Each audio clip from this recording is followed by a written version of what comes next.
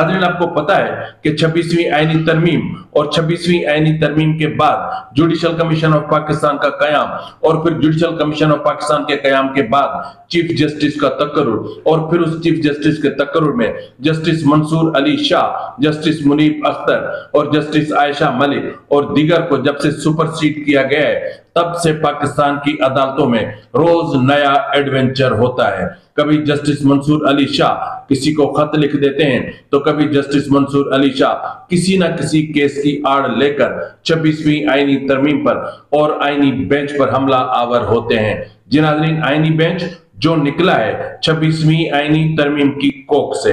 अब मामला इस हद तक बढ़ गया कि जस्टिस मंसूर अली शाह और उसके हमख्याल जजेस ने अपने वकला और उन कुछ जमातों के साथ साजबाज करके 26वीं आईनी तरमीम के खिलाफ